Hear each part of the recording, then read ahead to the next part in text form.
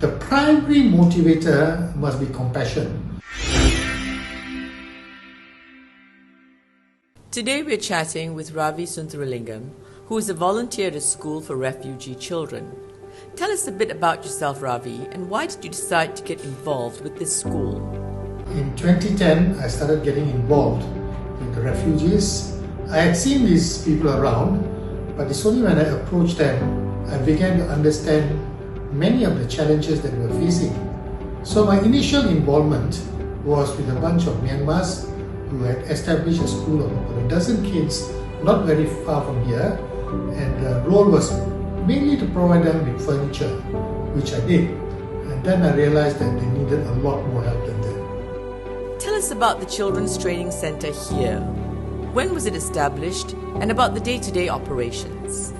Okay, it started around 2009. I got involved in 2010. It started off just to get the Myanmar Chin refugee community, the children to be educated, because generally they will stay in this country for about 7 to 10 years before they are relocated. So time passes by very quickly for the children, and we felt that education was very important, particularly with proficiency in English, because they usually end up getting relocated to the US, Canada, Australia.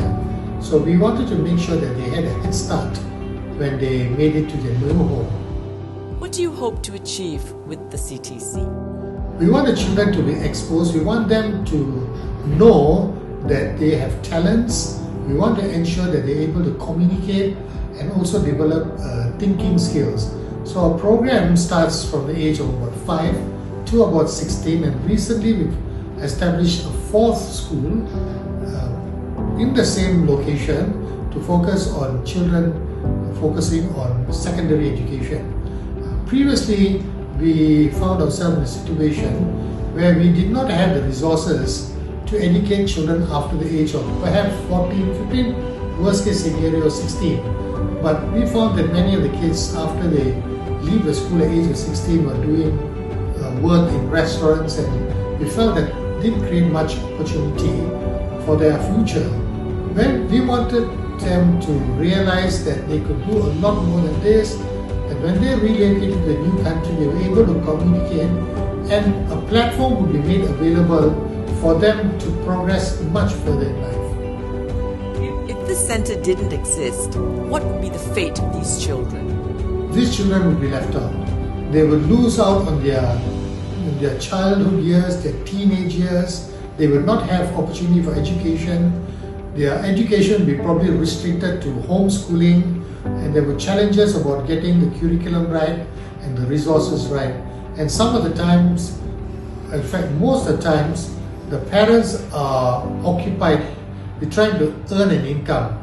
And quite often children as young as 12 need to go out to work to supplement income, because refugees in here country have to leave everything behind. When they come to Malaysia, they have burnt all bridges to their country of origin, and they're hoping for a new future. How do you go about fundraising? We have had 2 types of funding. The first type is individuals who will just give money. Just before the lockdown started, a couple of Koreans donated a substantial amount of money, which we used not so much for the school because the school was closed, but to feed them every 7 to 10 days. So we had enough food supplies planned to feed about 106 families, totaling about 500 people every week for about 10 days. And they needed that because they were in a very, very bad situation. Otherwise, that money will be used to cover the cost of the school now. We do collect fees, but even with the fees, the amount of subsidy comes up to over 30,000 ringgit a month. That's our shortfall. And we have had fundraising dinners. It's a very easy way to get people to donate. But we also have private donors who sometimes we don't even approach them. They know about the school. They make substantial donation of funds. That's how we continue to operate this facility. And as school grew, now we have coming up almost 220, coming up to almost 250 kids. We have had 4 shop lots. So we call them CTC 1, 2, 3 and 4 according to chronologically when they were created. So we use that to offset salaries. As the schools expand, more teachers are employed, and most of the teachers are refugees themselves. It's not easy doing NGO work, and specifically for a school, it's a big commitment. How do you keep yourself motivated, Ravee? I have compassion for humanity. I don't believe anybody should suffer. Everybody is created equal in the image and likeness of God. Therefore, everybody has to have the same opportunity.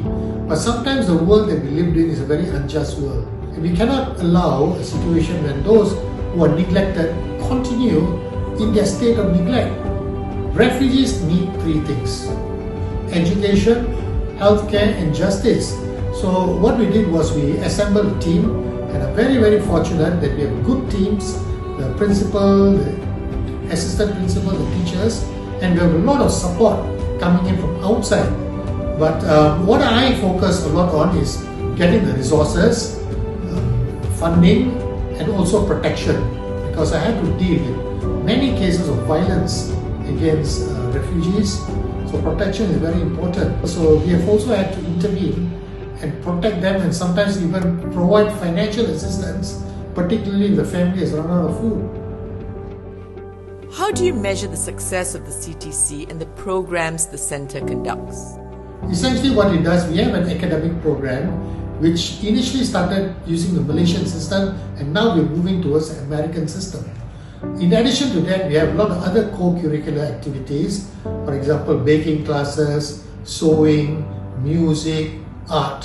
What we want to do is give children a full exposure so that they can understand their talent. It's more than just pure academia. We would like them to be good in academic work, but there's always a limitation of how far they go. Some kids want to go to a tertiary level. In that case, they go off to another center that is in Sentul, Dignity for Children. That is a very much more structured, larger scale initiative, but we do what we can over here to make sure that everybody has basic communication skills. They're able to comprehend, they're able to analyze, and they're able to express. Could you tell us about any success stories about the kids from the CTC? Some kids have been offered scholarships to Lim Kok Wing University and also Nottingham University on a special program coordinated by the UNHCR and also other interested parties. They've got admission to the university, and the university also has special programs where they waive the fees. What advice would you give to others who are thinking about setting up a similar NGO? Yeah. If the objective is to make a profit, I think you'll find serious challenges. The primary motivator must be compassion. You must believe that opportunities must be given to everybody. You must have love for those people who find it difficult to receive love. And that is going to be a difficult thing, because it's no longer a thing that is driven by what's in your head. It has to be something that's driven your heart, and you need to be very committed to it. It needs to be driven from inside, because you'll be faced with all sorts of challenges and you'll be continually trying to find solutions. There was a time when there was so much violence against refugee kids, and I had to take a firm stand to dealing with the issues that are coming from gangsters. So, but things have stabilized now, but because I made myself very known in this area, and so far nobody touches my refugees, so which I'm very pleased. If you had to do it over again, Ravee, is there anything that you'd do differently? I would do pretty much. It's hard to say how to do things differently because it was a learning curve. I have never ever established a school, let alone been involved in one. So, as a former CEO, my advice is this: always get good people working for you. But these good people must be motivated correctly. So you get to get teachers, you of course compensate them for those who are refugees, but they are also non-refugees. A lot of time they're Malaysians and they're also foreigners who are willing to put their time and effort for these kids. And essentially put all the resources into place. That was a learning exercise because I knew nothing about the curriculum. We got people who understood the curriculum, and it was a process of learning over time. What's your hope for Malaysia, Ravee? I hope Malaysians love one another. Okay, now we know that in Malaysia we are dealing with a multi-tiered society, and some people are up there and some people are right at the bottom. But we must understand that opportunity knocks at everybody's doors. And if an opportunity knocks on a person who is without privilege, we should ensure that they are given an opportunity to move up instead of trying to block them. Essentially what I'm asking for is for Malaysians to understand that the refugees that come into this country have no choice. They don't have a future in their country. They are not recognized in their own nation. They are abused and therefore they have no choice and they come here. But we must treat them with dignity. What happens if things go wrong and we ourselves become aliens in another land? How would we like to be treated? So I'm asking, treat everybody well. You gain nothing by treating them poorly. Is there anything else you'd like to add, Ravee? Anything I haven't asked you about that you think is important?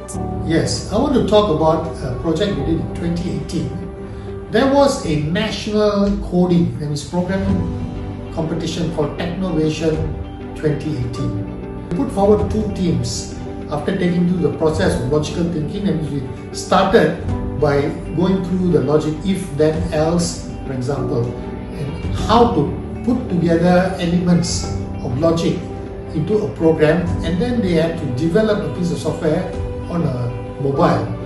What we did was these kids put 2 teams into this competition. One of them won a particular category. Now this was more than just coding. First and foremost, they had to understand the project that they're trying to deliver, what were the needs of the community, then they had to analyze and find the best way to deliver it, and the most important thing was to express it. They had to present the project to a committee and convince them why it is good and why it works, and what is what you would do in an elevated pitch if you were starting up a technology company. So we took them through the full process, and I'm glad to say within a matter of 6 months, for kids from Myanmar and Pakistan who had no exposure to technology, they were able to match up with Malaysians.